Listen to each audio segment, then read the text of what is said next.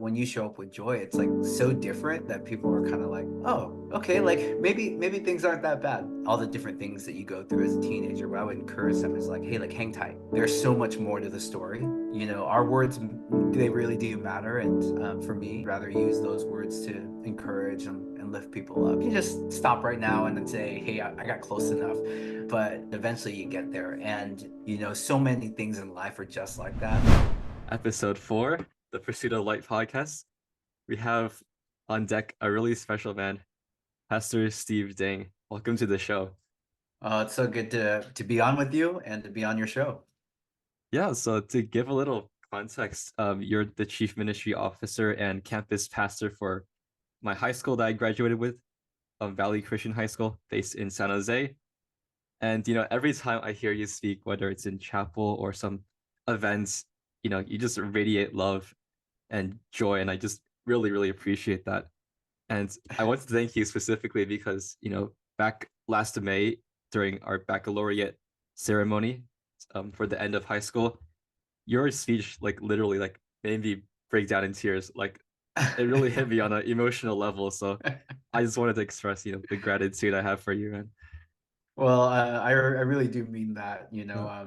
I think the thing that I love so much is like, when you're working with students, it's like you see them for such a short window, and then I just realized like, oh, if you stay in touch with them, then it's not like you're Yeah. saying goodbye. You're just like helping them make that leap to the next stage in their life, and it's so cool to see sort of the journey that you've been on, actually. So I've been really excited just to follow along your journey and think, wow, it was just last May that happened, and I feel like Yeah. you've lived like a lifetime. Yeah. Yeah. I wanted to ask is starting off the podcast, like, how did you get to a point where you're just radiating so much light and love? Like, I feel like Oh, whenever I see you on campus, I just see that like bright smile on your face. I'm like, wow, he's an amazing guy. Yeah. yeah. I mean, yeah. I don't even know where to start, but I guess probably the place I would start to talk around the sense of joy is like, one like Scripture says that like joy is part of like the fruit of the spirit, right? Like, Mhm. and it's not just like being like happy. It's like it's really the sense of like one contentment, and two like what I believe is that like your faith gives you so much more like purpose. And if you realize that, you realize that everywhere you go kind of has that you can show up in a way with intentionality, with care for the people around you. And I guess the best way even to say it is, my life was really changed by people who welcomed me and who Mhm. really loved on me, and that's not necessarily like in physical ways, but just the way that they are present around you, that they make themselves present, they bring joy, they bring like a sense of like contentment to the things that they do, and it's kind of contagious, right? And Mhm. but I think ultimately the thing that really sparked it for me is like about 10 years ago I got diagnosed with cancer, and in that season I thought, I thought I was going to die at one point because I got really really sick, and there was one particular night where I was just in a really low spot, and I thought, man, like, if I die in this hospital tonight, like what do I do? And it was amazing that for me, what I'll never forget is all the things that I didn't think about, right? Like I didn't think about like my career or my job or how much money I had in my account or the car that I have in the driveway or any of that stuff. Like the only thing I thought about in that moment was just like how I'd spent my life sort of investing in the lives of students. I've been in youth ministry for like many years, and that was one of those things that, like, looking back, I was actually able to step back from a position of fear and really lean into a place where I felt really grateful. And I think from that point, obviously, I recovered. But after recovering, it just puts everything into perspective, and for me, I feel like life is too short, and I walk around, there's so much stuff that you see on your newspapers, and people are always, so intense with like their thoughts and their feelings and maybe some anger in that. But when you show up with joy, it's like so different that people are kind of like, oh, okay, like maybe things aren't that bad. And so we always like to joke, whenever something Mhm. like, bad is happening, because it's unavoidable. But my wife and I will always joke like, hey, at least it's not cancer, right? And Yeah. and it just gives you a bit of perspective. So Yeah, that's amazing. Like, sometimes when there's a lot of negativity going around the world. Just having one person that can just spread that joy around can have such a huge effect on the whole community around that one person. Yeah. So I think you're Yeah. clearly, an example of that to, Oh, thanks, for man. many young students out there. Yeah, so what drew you to want to work with, young students like myself, like high Oh, yeah. schoolers, yeah, and all those like that generation. Yeah, one, I think it's like you guys are so incredible. Like every next generation, Yeah. I see the different talent for that you guys have, like the fact that, for you, like watching you as a composer, at I 16, appreciate it. 17 years Yeah. old, you're like tearing it up on the piano. I wish I was that musical, but I'm not. But the fact that you not only are gifted and talented, you're passionate. One of the things I love specifically about like your generation, it's like you're so creative. You really care about justice, and you don't really care what stands in your way. You really want to go after that. But I think if I can really boil it all down to like why do I work with students is because that's what I experience. Mm. I wasn't always this joyful. The truth is like I Yeah. was Yeah. actually really angry for a long season of my Mhm. life, and that was because I had faced so many tragedies in my life, and going through that, like I felt like I was just kind of self-destructing, and it wasn't until some people like really like cared for me, loved on me, that really started to impact my life. And then when I got out of high school, I started really wrestling because I thought I was going to go down like a medical track, but Mhm. I really felt like the thing that really brought me joy was actually investing my life into other people. And at that time, when you're like 18 years old, it's not like you're going to invest in like a ton of 40-year-olds or anything. You're like, oh, I'm going to invest in like Yeah. the next generation. Yeah. So Yeah. kind of started with junior high students, and then gosh, just like fell in love with the fact that it's like I have an opportunity to really step in and really encourage their life at a time where when I was entering in junior high, I had experienced like the death of my dad and the death of my Yeah. sister, and I was in a tough spot. And so if I'm thinking about all these students, it's like you guys all have your own stories, you're all going through some unique things, and if I can just be one singular voice in encouraging another person, like I want to continue leaning in, and fell in love with it so much that been doing now for what, like 17, 18 years or something like Wow. that, and I still love it. So Man, that's amazing. Yeah, so I guess like in our generation, we're battling through a lot of things, different things, mental health, anxiety, depression, and kind of relating back to your what you faced back in childhood. Is there like a message you'd tell them? Maybe that would apply to like your past life or to other students facing difficult challenges.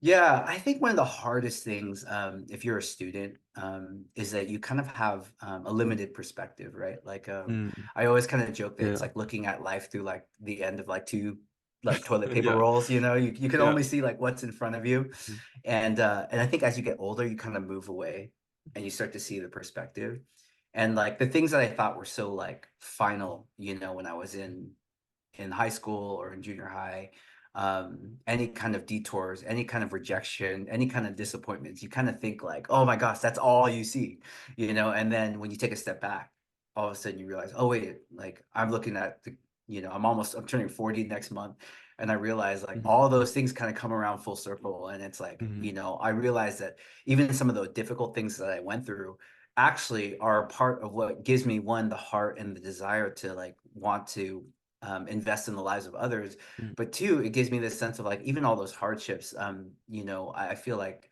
for me, like God has a way of kind of redeeming each and every single one of those things, and Yeah. He never lets anything go to waste. It's like so cool, and I've seen it over and over again that like Mhm. as you face difficult things. As you overcome those things, one, it gives you the strength to face sort of the next challenge because life is always throwing challenges Yeah. at Yeah. you, and you just kind of like I always say like, hey, like, let's jump over the bar, and then they'll raise the bar, and then you'll jump over the bar again. But Mhm. I feel like all the different things that you go through as a teenager, what I would encourage them is like, hey, like hang tight. Like there's so much more to the story. And even though there's one little part of your story where maybe you're struggling or things are really difficult, like like one, surround yourself with people who are going to keep encouraging you for sure. But the second thing is like, hey, like you'll build perspective over time, and this particular moment in your life really isn't the whole story. It's just And maybe it's not even a chapter. It might even just be like a paragraph in a Yeah. bigger story. Does that make Mhm. sense? Yeah. Yeah, yeah. It's like that phrase of like it's just the beginning and there's just so much more to come that we don't even Yeah. know about yet. Yeah, and Well, kind it's a of, bummer because as a student, you're like hear that you're like, oh, yeah, no, there's not. That's all that there is. But it's like yeah, I keep hearing that, like when I go visit you guys as alums and I ask you guys, they always say like, hey, like your failures are just part of your story, and it's just cool that life kind of moves on. So yeah. It actually reminds me of like the reason why I started this podcast because as many 18-year-olds out there or people younger that we have no idea what we want to do in life. And this podcast is just for interviewing people who kind of reflect on this journey together and then mhm. showing everyone that we're all still figuring things out and no one Yeah, has the final cut answers for anything. So it's it's just a way of connecting and just providing that like that sense of community that we're all doing this together. Yeah, like I honestly like I fell Yeah. into education by accident, right? Like I thought, I was like I spent like, 15 years as a pastor in a normal church and I thought that was going to be, my entire life and all of a sudden I end up at, Valley Christian High School. And I'm like, what am I doing here? Yeah. And one of the things I realized is like, oh, like again, I can't always control my circumstances, but I Yeah. can Yeah. control who I am in every circumstance. And I was Hmm. like, this could be something that I'm like, whoa, I feel like this was a huge detour, or I can just show up and live out the giftings that I felt like God gave me, which is really just to care for people. Be with people, encourage them, inspire them, Hmm. help them to see more than maybe they would have seen themselves. Yeah, that's amazing. Yeah, so you said you're part of the alumni program at our high school, and I wanted to ask you, just as a fun question, what was like your favorite thing just going around the country and just seeing the high schoolers that you once were being a part of, seeing them all grown up and going on to do amazing things in the future? Yeah, I think one of the things that I really love about going to visit alums is again, hearing your guys' stories. Again, it's just like you were just out a year ago, and I feel Yeah. like again, I'm like, there's so much I just haven't caught up with you on. So when we come out, we have dinner, we treat you guys to dinner, and it's an opportunity for me just to hear your story and the journey you've been on. And it just reinforces for me this feeling of like there's so many stories where like I went in with this idea, I was going to do this job, I was going to get into Hmm. this school, and then I ended up here and it ended up being exactly where I needed to be, and it's like this wasn't my second, third, fourth, or even fifth choice, but I ended up here and it ended up being the right place for me. And as I get a chance to hear that more, one, it just makes me like so proud that you guys really want to like continue charging after your guys' dreams. And Hmm. then honestly, like when you guys start to share stories about teachers who invested in you, people who encourage you, it's like it's so cool to me to think, gosh, like I get to be just a small Yeah. sliver of this greater story. And it's like going out and visiting alums, it's like I feel like we get to connect some more of the dots. Yeah, that's beautiful. And I wanted to pivot to kind of talking about your story and how you discovered God because no one just becomes a pastor overnight. There must be a whole journey behind it and what kind of how you got there. And I wanted to start with how you found God in the first place and your story about beating the football team and all that. Yeah. Yeah, oh, it's actually really really crazy because and again like you'll probably hear why I'm so passionate about this because um like for me my parents like immigrated from Vietnam and I grew up in a Buddhist household and so really familiar with like the sense of like praying to the gods and like different things like that, like offering fruit and things like that to be able to like one like get the God's favors, so that's where I really kind of started my journey. But with my dad, I was around 8 years old. He got diagnosed with cancer, and so all of a sudden, like the nature of my prayers kind of changed a little bit. Where I'm like, okay, like Yeah. this is not just me asking for, going up to the altar, lighting some incense, and like asking for money, right, or blessing, or fortune, or Yeah. whatever. Like there's like a real person involved in this, and so started kind of interceding there. When my dad passed away, it really then really started to like shape them, like start getting me thinking like like is there a God out there, are they listening, am I doing the right thing, and things really shifted. My sister is 10 years older than me, and so my sister ended up getting the same cancer that my dad did. And so she was only like 21 and I was around 11, 12 around this time. And I remember like that was for me the time when I prayed so hard, you know, and I yeah, I prayed something Yeah. that I think I hear a lot of young people pray, and a lot of people who are just exploring even faith is I prayed, hey God, if you're real, like wherever, like save my sister, right? And when she passed away just a few days later after that, you know, I was entering in middle school and I was like, you know what? Like, there is no God. God doesn't care about you. God doesn't love you. God's not good. Because if he is, all those things, like I prayed so honestly, I prayed with all of my heart, and yet my sister passed away. And so I entered into middle school really angry, really hurt, really just, Yeah. if I'm honest, just thinking like, gosh, like I've just faced so many tragedies in my life already. You know, my dad, my sister, like what's this all about?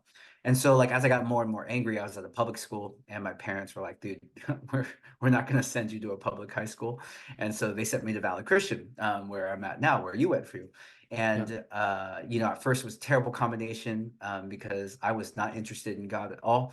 But the cool thing is that God was interested in me.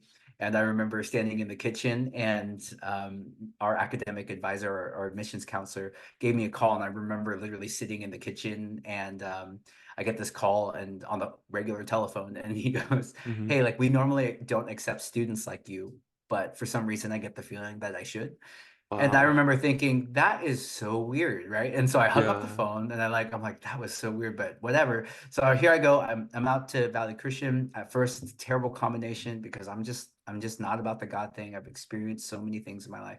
And I ended up meeting a couple friends on the football team who really cared for me. They loved on me, and it's actually really funny because you know, looking through some of my old photos, you know, it's like I find these photos of these guys, and they're just Yeah. 14-year-old kids, you know, and they Yeah. just are like, here's this other guy, you know, they started investing in me, they started loving on me, you know, they let me sit with him at lunch. The crazy thing is I was like very antagonistic to their faith. I was such a jerk, you know, and I would always like, Hmm. you know, pick at them and things like that. But they just kept showing up. They kept loving on me. Hmm. And one of the things I didn't know was that these guys prayed for me every single day for 3 years until Yeah. I was a junior. And all of a sudden I felt like I was in a chapel, and I felt like I heard a voice that sounded like myself, but it was nothing I would have ever said. And it was simply was, it's time, right? Like those were just the words that came to my Yeah. mind. And so I walked down to the basketball court, and I gave my life to Christ that day. And I prayed, God, I have no idea what this means, what this is at all, but whatever it is, I just want to be for real. And so from that day forward, it really started to take me on this spiritual journey where I could let go of some of my hurt of what I've experienced, and also learned a lot about how God actually met me in those times, even when I thought that he had abandoned me or that he let me go through all this pain, to see the different ways that God really like met me in those moments where I got to experience him even before I even saw him move. And it's really cool to reflect back on that. Yeah, man, it's such a beautiful and touching story because, if that admissions officer hadn't accepted you into Valley, you would not have gone to Valley. You probably wouldn't No. have, got exposed to Christianity, and you probably would have been the person you are today. So it's pretty like almost serendipitous to see how, this these like seemingly insignificant decisions back, dating back many years can have such a profound effect in who we are today. It's pretty incredible. Yeah, it's really amazing too because I actually Yeah. ended up running into him like I Oh think wow. like Yeah. like last year or something, and I Oh. told him the story, and he Oh. goes, the funniest thing is I don't even remember saying that, you know, and it just goes to show you, like for me it's like, you know, I say so many words, right? Like I talk a lot for a living, and you just sometimes don't remember, like you just don't aren't aware sometimes that like one simple thing Yeah. could end up changing somebody's life, right? And that's like a Yeah. really cool perspective. And I think about even just what you were talking about, like, you know, one word of encouragement. You have no idea, like, you know, you might be like, oh, it's just, I'm just encouraging you, and you may not remember it. Mhm. But you'd be surprised how many times, like down the road, somebody's like, hey, I remember you talked about this one thing, or you encouraged me with this note, or you sent me this text message. I don't know if you've ever experienced that. Mhm. And all of a sudden you're like, oh my gosh, that hit me at the right exact time, you know? And Yeah. so, Yeah. you know, our words, they really do matter. And for me, I'd rather use those words to encourage and lift people up. So, Yeah. That's great. Yeah, I wanted to talk a little bit about God's voice because you said that, you were at a sermon once and then you heard God's voice speaking to you. I wanted to ask, how can you discern between your voice and God's voice? Because I think, sometimes we feel like it might be God speaking, but then it just might actually be another voice we made up in our heads. Yeah, I mean, there's a few different things that I want to say about this. I think Yeah. initially, learning to discern God's voice is something that you develop like over time, right? Mm, And so yeah. like one of the best ways I tell people to do this is like we know from like scripture, right? Like this is literally God's word. God's word doesn't contradict anything in scripture. So if it causes you to be like, wait a minute, like God's not gonna be like, hey, go be a jerk to this person, right? Or Yeah. whatever, like and so you have like sort of a guide for that. And then the other part that I would really encourage people when you're discerning God's voice is like, one, sometimes we don't give it enough time, uh, in the sense of we don't, I'm sorry, like sometimes we don't give God enough time, and so we think he speaks instantly. Like we live in like Amazon Prime world, and we're Yeah. like, you're like, well, I prayed about that like 24 hours ago. How come there's no answer?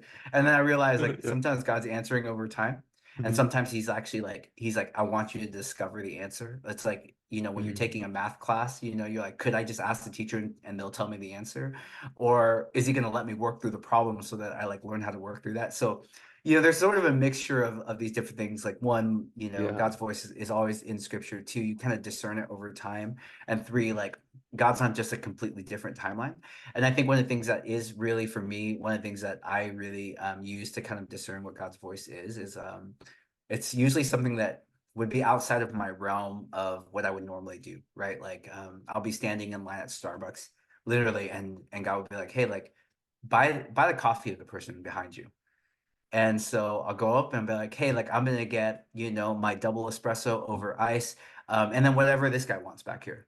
And they're like, what? And I don't know, like sometimes it's weird. Like it's not like all of a sudden they're like, whoa, God's speaking to me. But it's like, hey, God spoke to me, and it's just my job to be obedient. And like God says he's like, I'm the good shepherd, my sheep know my voice, and they know me, and I thought that this was kind of like a false thing, but after a while, like I looked this up on YouTube. It's like, do sheep actually know their shepherd's voice? And there's definitely a video of a shepherd who, like, all these people are trying to like say all these words and try and get the like make little kissy noises to get the sheep to them. Yeah. But then the shepherd comes up and says like one phrase, and it's like all of a sudden all the sheep come right up, right? And so part of learning how to discern God's voice is like actually quieting the noise of everything else around you and like leaning in Yeah. constantly. And one of the things that really helped me early on was, if I get this weird sense of like, hey, I should text that person, or yeah, you're standing in line and you feel like God's like, hey, like I should buy a coffee for the person behind me. Like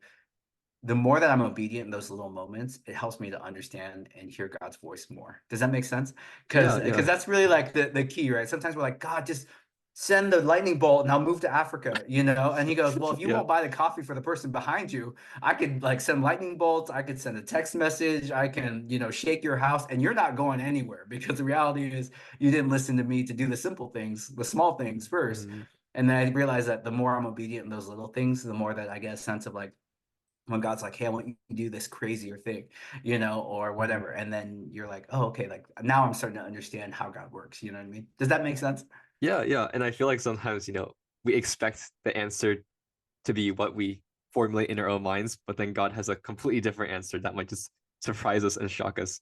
So I feel like, you never know what God's up to, and it's up for us to, try to tune into that and just see where it takes us. Yeah. Well, I think it's even kind of like Yeah. what you're doing, like right now with the podcast. It's like, I don't know, as you left high school, what was kind of going through your mind, if you ever thought that you would be here, a year later.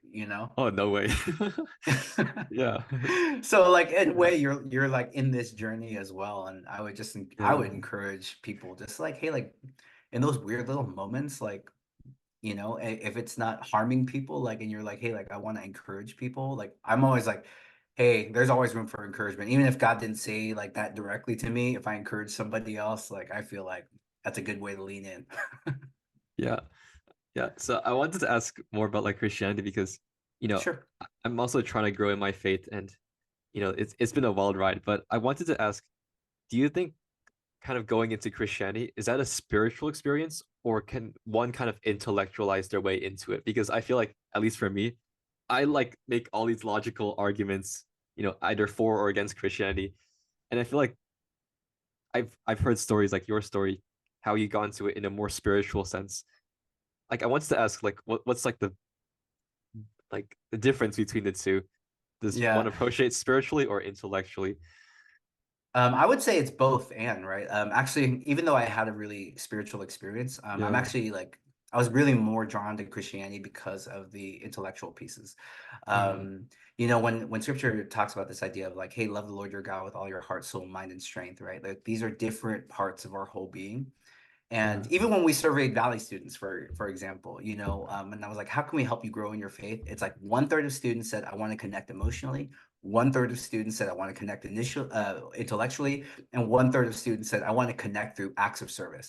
Right. And Mm, so like yeah. you think about that and you're like, everybody kind of has their different channels Hmm. of like ways that you connect with God. For me, um, frankly, like I read a lot of evidence for Christianity when I was like freshman through junior year, and ultimately what it came down to is like, even though they made great arguments, like for me, my heart was so hard that I was kind of like, wow, that's just like whatever, like that's not true, And Yeah, then yeah. on the other side, it's like I've studied like art. I love studying archaeology. I love studying Mm, how the human mind works. I love like exploring philosophy because those things like actually help me to connect with God more.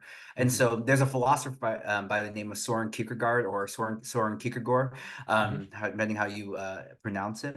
But he set out and he was like, look, I'm gonna like think my way to God because God's rational. And he's like, mhm, he goes out, he's like, I'm gonna prove God with my intellect. So he goes out there and basically he talks about this parable that at some point he reaches this edge of his intellect, right? And he's like, okay, I've reasoned as much as I can. And the only thing that's left to do is to literally take a leap of faith. He's like, intellect takes you all the way to this cliff. mm. But at some point, every single person is going to have to take a leap of faith. And so it doesn't matter how deep thinking you are or like how much evidence you read. Ultimately, what it comes down to, like, are you going to believe that God is who he says he is? And for Christians to believe that like God exist in this triunity with Jesus, the Holy Spirit, and God the Father, right? And so, like, to Yeah. really like make that leap Mm, was one of those things that I would just encourage people. Like, evidence is out there, and to really like wrestle with what that means, right? yeah. I spent a lot of time like going to Israel. I used to lead trips to Israel. Hmm. And for a long time, they thought Pontius Pilate was a fake person because there was no archaeological evidence for him, right, Hmm. outside of the scripture. And Yeah. so people are like, oh, he's made up, all this stuff. But then, like in like I think it's like the 70s or 80s, they're digging around Caesarea Maritima and they find this little pillar and it says his name on it. It's like Pontius Pilate, prefect of Judea. And all of a sudden they're like, oh, like maybe he was a real person, right? And Yeah. so sometimes I always say like even if there's like if there, we're going through this like and they don't find like quote unquote evidence for this, even though there's tons of them out there, sometimes I like to tell people like maybe they just haven't discovered it yet, and it Mm. doesn't mean that it's not true if they haven't discovered it yet. And so even in 2020 or 2021, they found his ring, Pilot's ring Oh, no way. that Yeah. used to seal like all the little documents. And so it just like is a really cool thing for me to like engage with faith that way. Hmm. And I have friends who I show them this evidence too, and they're not Christians, and they'll be like, ah, but at the end of the day, I don't really know, and I think that that's where I was saying like you get to the edge of intellect, and at Yeah. some point you have to like take a leap of faith, Yeah. That but kind keep of, exploring. yeah. Yeah, that kind of reminds me of my journey because I also love the philosophy stuff and all that type. Because like I just been really interested in like the whole, what's life, and the whole faith stuff. So I really gone to like deep into several philosophers, and it reminds me of this book called The Map of Consciousness, explained by Mhm. David R. Hawkins. And he has this chart where it kind of calibrates consciousness, and there's like the intellect, and then there's the spirituality, and the intellect can only go so hard, go so high, and there's a bar that you can't reach past only using intellect by itself, and the spiritual realm is kind of like above intellect. So yeah, kind of what you said, you have to take that leap of faith at the very end of it because Yeah. that's the only thing you have left. Yeah. And I think some of the growth is like realizing that you are a whole being, that you're not just your mind, You're Yeah. not just your emotions.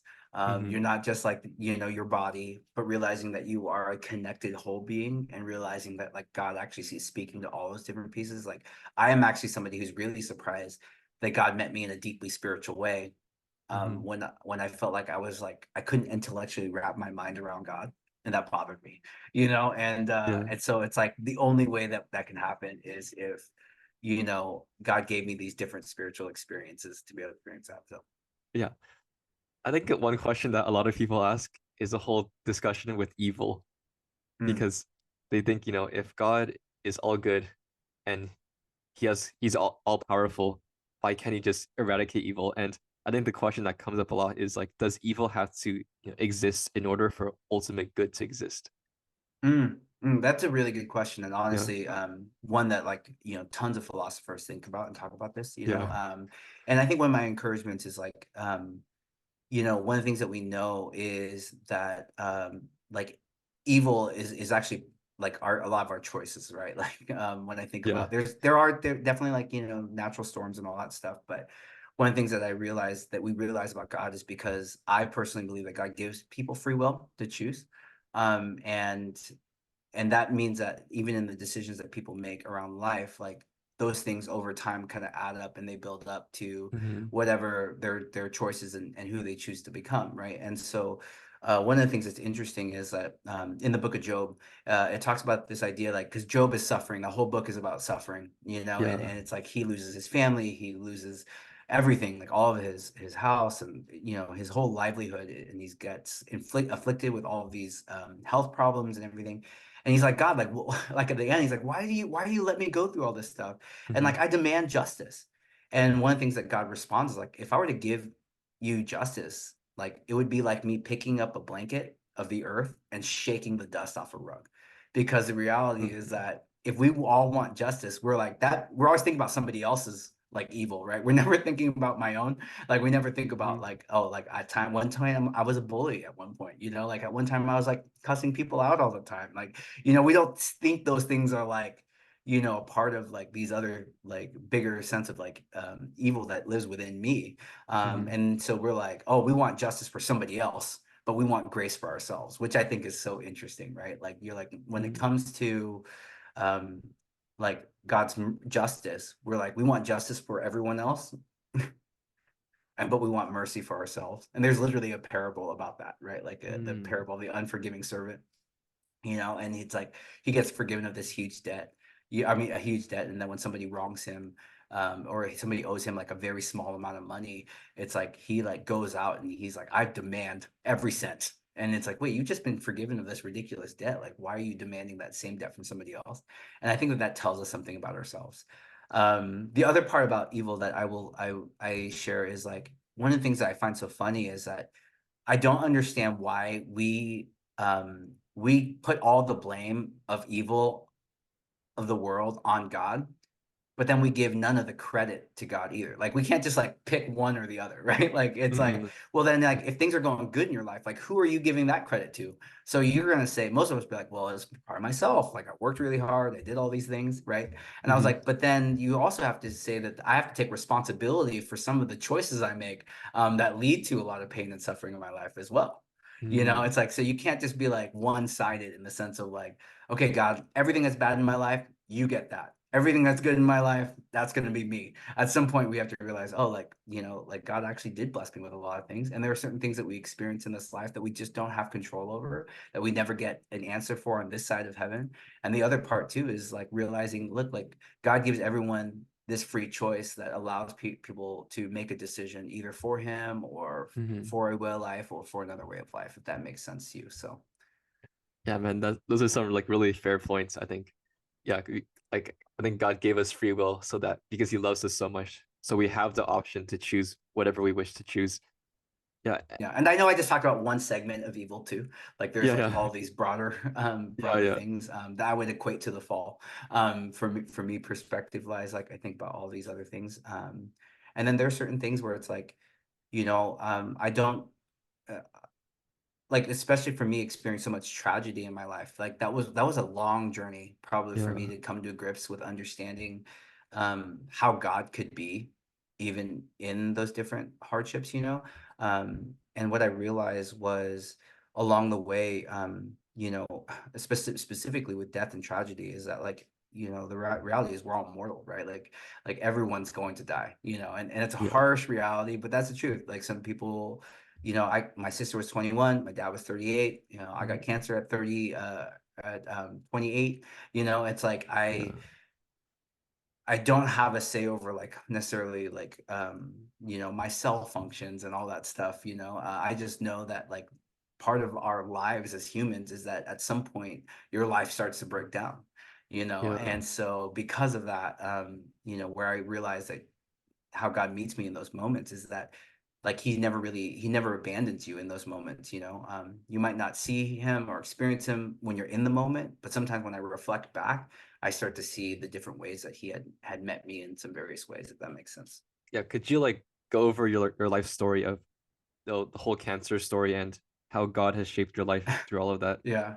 Yeah. Oh man, I sometimes I feel like my life isn't like it's like it's not real. Like I go through all these like things. Yeah. Uh-huh. So I Yeah. heard that you heard that like my dad had cancer. You heard my sister had cancer. Yeah. Well, when I was 28, I was leading was leading these groups of students to go to Guatemala. We would do like some we'd be like building a church, we'd serve in local neighborhoods in Guatemala. And after one of my trips, I came back and I got super sick. And I got so Mhm. sick that like I was like I couldn't stand up. I had to go to the hospital because I was in so Uh, much stomach pain.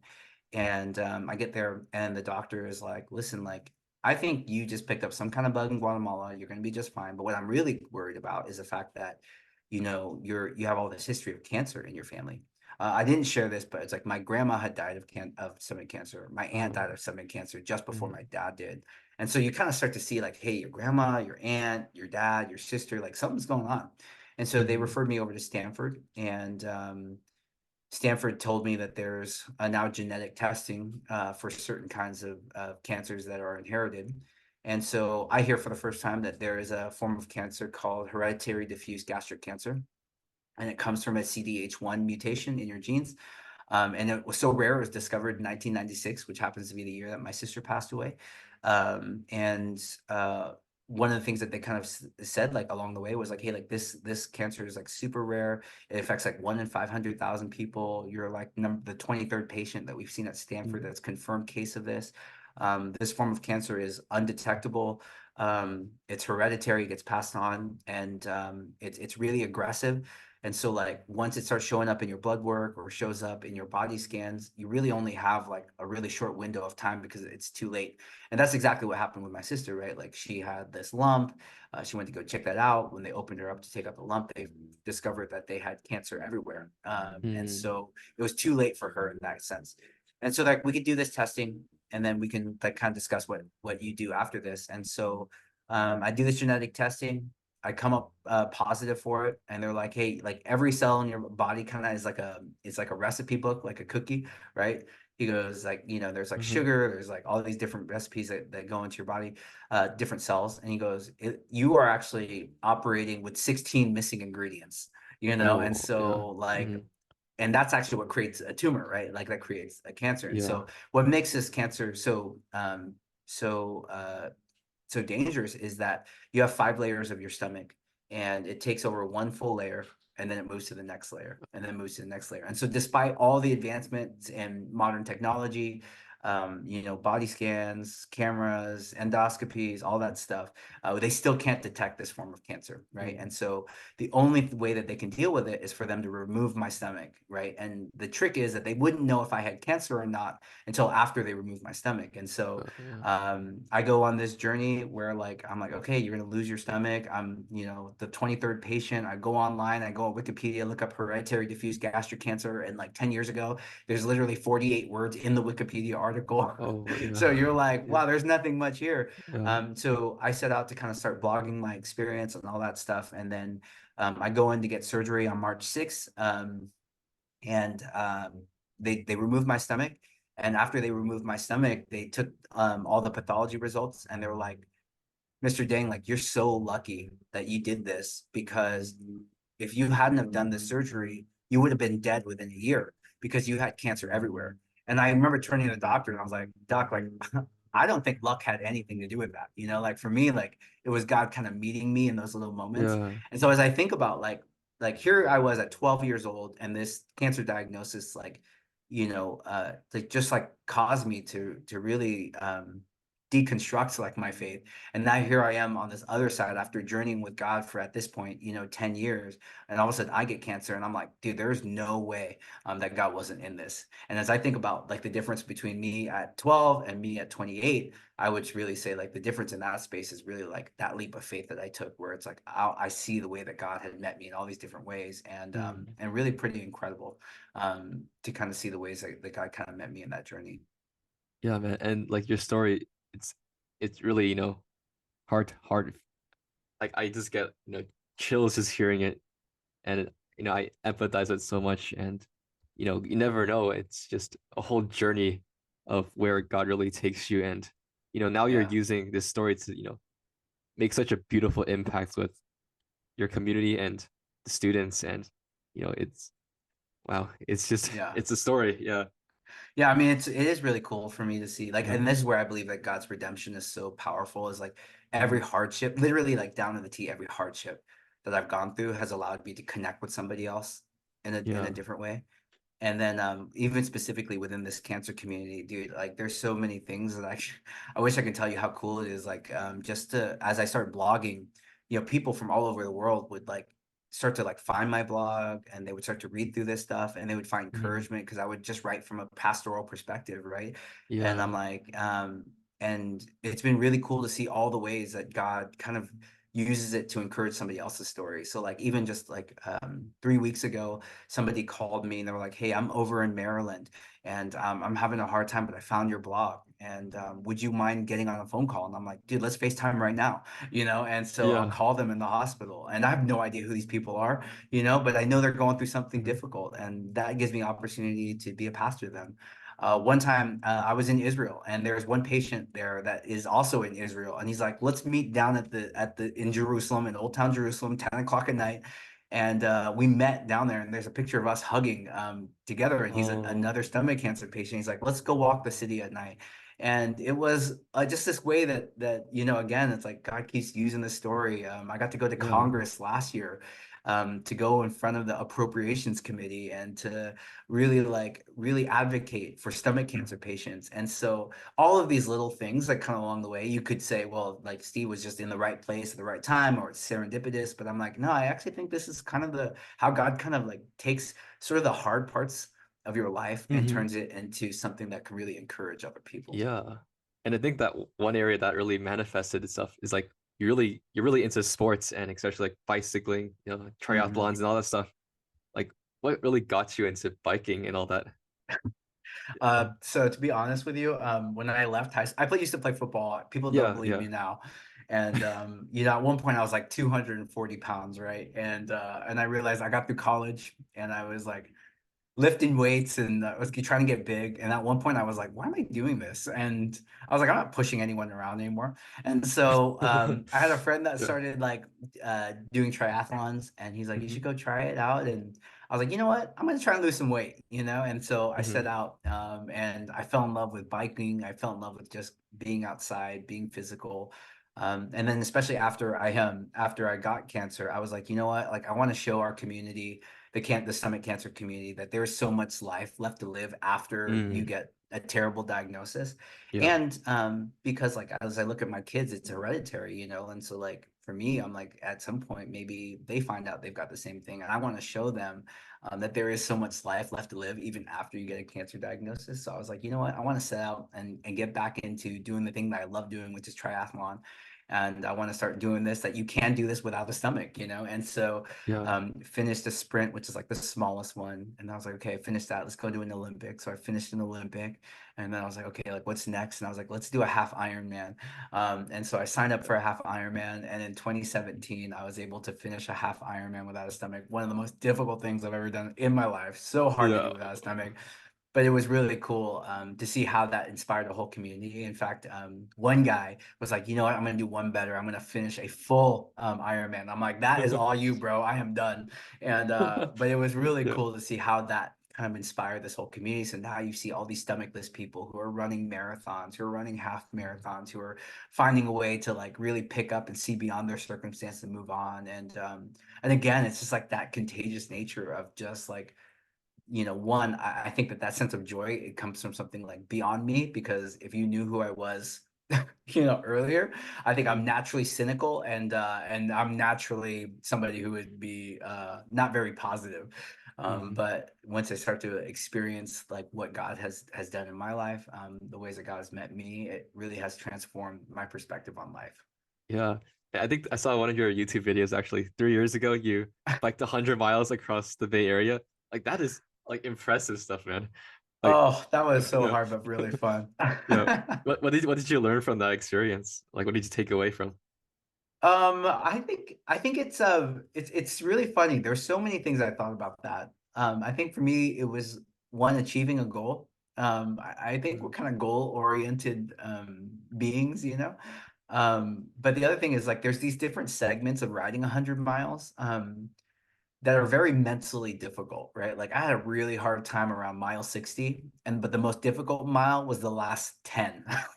Oh Like the last man. 10 miles is you're 90 miles in Yeah. and you're like, oh man, I want to quit. And you're like, if Mhm. I can just stop right now and then say, hey, I got close enough. But Yeah. when you get to you get up and you're like, all I can do is just put one pedal in front of the other and just keep turning my legs, and eventually you get there. And it was just like this moment of clarity of just realizing like, so many things in life are just like that. It's like you're going strong, you hit the halfway point, you want to quit, but you got to push past that. You get to mile 90, you're almost done, and you're like, Yeah. all right, if I just all I got to do is just keep turning the pedals, and it'll get me across. The other part too is like I've lived in the Bay Area my whole life. Mhm. Dude, you drive in a car around the Bay Area and it's a whole different experience, than riding a Yeah. bike. I got Oh to yeah. like, you see every little bit of, like every single flower, you see every single tree, you see every single imperfection on the road, because you're going slow enough now to see it. And I realized, for me, it was beautiful to ride over the Dumbarton Bridge and to realize, gosh, like how Oh beautiful yeah. we the space that we live in, and also how incredibly windy it is. But it is some things that I always Yeah. feel like there's Yeah. something we learn in every experience, and that one was just fun because there's so many things. Like it was meeting a goal. I learned a lot about myself, and I got to experience the Bay Area in ways that I never would have experienced if I went out on a bike. So Yeah, man. I love how you're just continuing to, explore new things and just experience all there is to, this amazing life that we all have, It's I clearly know. I think amazing. my wife Yeah. Kate has been like, it seems like after you survive cancer, it's like you want to take all of life, all at once. And I Yeah. was like, yeah, I really did. Because like honestly, going through that, the only thing I really, if I felt any regret, it was like, oh, I didn't enjoy things more. I was like, why was I so stressed out, about my grades? Like, why was I so stressed out about my career and where I was going to college and then where I was going to do like all this stuff? When I realized at the end of it, I was like, none of that stuff mattered, dude. Like, so I'm like, Mhm. I'm gonna really focus on the things that really matter, Yep. What to what me. do you So think are the things that matter? um I, I think like the things that really I just shared now, like your community, like Mm, not just your experience of community, but like how you pour your life out into other people. yeah. Those are the things that really live on, I am gonna die someday, even though I survived this. I don't know, maybe one day I'm on a bike and that's how I die. But I realize though, it's like I want to live my life in a way where I look back, and the one thing I won't regret is investing and pouring my love and my encouragement into others, and so those things become really important to me. And the other thing too is like enjoy donuts, Enjoy donuts. enjoy donuts. Yeah. Like Yeah. I was like, I never thought about a donut ever, in my life. All of a Yeah. sudden you lose your stomach and you're like, this one thing is just such a beautiful creation. It's so good. And so, and I realized like, we do so many things without thinking about it, and I would say like, it's important to just take a moment and savor, the different things that are Mm, around you, because it's yeah. really too incredible, and you may just miss out. Yeah. Okay, it's great. Yeah, pivoting on another topic, I want to talk about like public speaking and communication because, every time I listen to you speak, it feels like you just mastered the art of communicating and being able to speak Uh, such clearly and concisely. So do you have like any tips or strategies to become a better public speaker or communicator, or is it just like Yeah, practice? oof. Yeah, I was Yeah. gonna say, you know Madame Mark at Valley Christian. Oh I yes, took a yes. class where there was public speaking, and I think I would have surprised myself if I said that I was a good speaker in high school, because like one, I didn't speak English very well until like, Hmm. around like second, third grade. But then before that, I stutter a lot, and I'll Yeah. say these things. And I don't hear this, but I say the word like a ton. So there's all these little things. And so Yeah. if I wanted to encourage somebody to become a better speaker, I think it just comes to at bats, but more than just at bats, getting out there and doing it. It's about Hmm. reflecting on what you just did. So it's painful, but watching yourself on video, listening yourself on Yeah. podcasts, and then making little notes like I say like so many times, or I say so many uhs and ums. And I would say mimic some of the people that you love as communicators. So I would watch a lot of stand-up comedy, not stand-up Oh. comedy, Yeah. late night TV hosts. You know how they do the Yeah. monologue before, like Jimmy Fallon would do like the monologue Right, before. right. I would watch that and I would say, what is so good about the way that he communicates? Hmm. And you find out he's doing test audiences before that. He's reflecting things often. He's writing things down. So like mimic those people, and I would say reflect back on the speaking opportunities that you do have. It's really painful, but for you to go back and say, okay, how was my eye contact? How prepared was I? That's another piece of it, like how prepared you are. And what really honestly helped me was actually journaling, like with pen and Mm. paper, because what happens is that my mind sometimes thinks faster than I can speak. And Right, yeah. so like, and because you can't physically write as fast as you think, Hmm. writing things down like trains you to like think about how am I communicating. I'm a very fast speaker. And so to realize I have to consciously sometimes slow down and Yeah, be yeah. like, okay, here's what Justin is asking me. Here's what I'm reflecting on, and like here's what I want to say about that. Yeah, love hearing those tips, because I think part of the reason why I started this podcast is also, to improve my own public speaking skills and being able to connect with humans better. And, the work in progress, but I think, yeah, what you mentioned with those tips, I'll definitely be applying them. Yeah. Yeah, Watch a lot more late night TV and yeah, your favorite stand-up comedians and see how they carry themselves, honestly. I yeah, yeah. realize how much body language plays into my communication. Mhm, So I realize if you're standing like this, like the whole room feels awkward. mhm. And so even just, oh hey, like smile, like let's open yourself up. It feels very vulnerable, but like these kinds of things really help. Yeah, I wanted to ask about calling because I feel like you're living out your calling right now, just through the work that you're doing. And, I feel like we're, we're at an age like me who's just trying to discover what their purpose or their calling might be. How do you know if you're on the right track or if Mm, God's preparing something that's coming your way? Or will we mm. ever know? Yeah, I Yeah. think like the first thing to get out of your mind, like to for people to realize is like God is calling you to something, right? Like Mhm. God Yeah, is yeah. working in you. So it's not like if, it's like what. And so the journey is a bit of discovery to Mhm. figure out what that is. Now, your ultimate calling in life is to glorify him, right? Your ultimate calling in life is to become more like Jesus. So Mhm. everything else is like a secondary, like it's like a cherry on top. And Yeah. so if you, really say like, if I'm going to pursue God with like my whole life, like everything else is going to start to line up that way. So like, as I think about my passions, when I realized like my passion, my vocation sometimes aren't the same thing, but as I like lean into these things of like working with students and realizing you're discovering like your sense of why, like Simon Sinek talks about like discovering your why, very Mhm. purposeful, like a Yeah. purposeful life. But as you start to discover your why, that only comes from like you trying some different things out there and discovering something that really brings out not only what you're interested in, but what God is actually calling you to. So I always think about like God's calling is kind of like two lines, and at some Mm. point it's like they intersect, right? Like, so like, let's say this is me and this is like Yeah. God, right? It's like, here's this Uh-huh. thing that God's calling me to, and here's my life. And he's like, God already knows I'm gonna get there, but at some point I have to hit the like whatever that intersection is. Oh We yeah, don't yeah. know if that's gonna happen at 8, 28, 38. I don't know.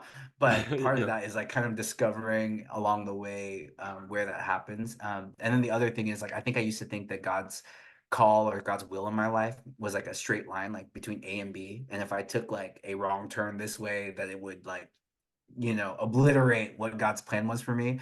But I Hmm. think there's a monk who talks about this idea that God's will is probably more like a globe, which is like you can Oh, only go in the wrong direction so far before you actually end up right where you were supposed to be anyway. wow. And as I thought about that, I'm like, oh, there's so much of it where God just gives you choice. He's like, is it hurting people? Is it destroying your own life? Is it destroying other people's? If the answer is no, like let's just like keep leaning in. And what I realize is like I'm okay with praying, God, I'm gonna make this decision. I feel like it's the right thing. It's the best thing that I know how to do. And if it's the wrong decision, like close the door and redirect it or redeem it. And I've watched some different things along the way where God's redeemed it. And I've watched some other things where I took a risk and I went out there and I'm like, God, like, I think this is what you're calling me to. And what I discovered on the other end, it was maybe I just had bad pizza. But I got to a place where I'm like, this really isn't for me, or this didn't work out the way that I wanted it to. And it's okay at that point. Be like, hey, like I can make a U-turn and I'll just end back where I started. And that's not a big deal. Mm. Yeah, I guess looking towards like the future, what's your central mission in life? Mm. I think for me, as I think about my central mission, is really to inspire people to live out their giftings in a way that serves other people broadly. But Hmm. for those who are, especially those who are of faith, like for them to discover God in that journey, as they're like living out what their sense of purpose was in serving other people or whatever. Because ultimately, for me, I want people to know Jesus. I want people to discover Hmm. the good news of Jesus, and to see that their calling and how they live out their lives can be a part of what that journey with Jesus actually looks like, you know what I mean? And so like as I think about you, it's like, man, I have no doubt you're going to be fine. You're going to develop a career, maybe build a Yeah. family, whatever. But what I Hmm. care the most about is that you and your relationship with Jesus continues to thrive over time. And I think that if you get the Jesus part right, everything else kind of follows along. Yeah. Like it reminds me of, back of my high school graduation. I think one of the speakers was saying, seek first the kingdom of God and everything will flow downstream from that. So I think that Yeah. really reflects what you just answered to that question Yeah. so And well. man, I'll tell you it's true, dude. It really is true. Yeah. So Yeah. I guess ending off with some like final questions. I think this one might be, a little bit sensitive, but if you don't mind sharing it, like what's your relationship with death? with death, Yeah. I mean, again, I have a very morbid, Yeah. like, I have a Yeah. very, like, I think because, like I shared from my story, but that month I had gotten so sick, it's like you know, I dropped from, I dropped down to 138 pounds, and Yeah. so, I went through another surgery. I had kidney stones, I had gallstones, I had iliases, I had all kinds of stuff happen to me in like kind of a month. And I was like, oh man, like that's it. And then I've been surrounded by so much death in my life. And I realized like for me, because I believe in the resurrection of Jesus, I'm like, I don't know. Death is gonna sting, right? Like Paul talks about that in I think Corinthians. It's like Mhm. there like death is gonna hurt. It's not pleasant, but the Yeah. reality is like all of us are gonna journey through it. The question is one, what kind of life are we gonna live? And then two, like if we cling on to the resurrection of Jesus, believing in Jesus, that we get a promise that death is not the end of the story, then like I don't need to fear the ultimate repercussions of death. Like I can Mhm. live towards the hope of resurrection. And so that allows me to then live this part of my life with a sense of meaning and purpose because I'm like, hey, like I've got one life to live. I don't want it to be about me acquiring more stuff, building more job titles. I don't, like I don't need it to be about a car. Like what I care about are things that really endure. And I'm like, if I died and I knew that, hey, like I could encourage Justin at one little slice of his life, Yeah. then I'd be like, that's awesome. Like I felt purpose. And the reason why I know is because like I was so discouraged that one night, and I was on the cancer floor, and I'm walking around, and like literally like two people died that night on that floor, and Mm, and I was like, oh man, I can't believe like is this gonna be it? And so like I pulled out my phone and started going through my photos, and it was like yeah. I landed on this photo of us leading a group of students at a camp. And that literally like shifted everything that night because I realized, okay, God, if tonight is the night that I'm gonna die, thank you that I spent the little time that you gave me investing in the lives of other people, like spending my life doing the thing that I felt like you were actually inviting me into. And that's what really matters. And so now that he's given me a refresh on life, the person who's the oldest person with my disease is like 10 years in front of me. And so every time they have a birthday, I feel like I get like a new lease. And that's assuming I Yeah. don't get hit by a bus. But I'm like, hey, like Yeah. in between then, if you knew you only had 10 years to live, like what would be different about your life? And Yeah. so as you think about death, like, the psalmist writes, teach us to number our days so that we might gain a heart of wisdom. And I think that when you think about death, like I don't look forward to it. I really don't. Yeah. But I also know that that's not the end of the story. And that means that if I know I am going to die at one point, how am I living today in a way that is purposeful, meaningful, and that really like brings about not just joy in my own life, but joy in the lives of the people who are around me. Wow, man, that's so beautifully said.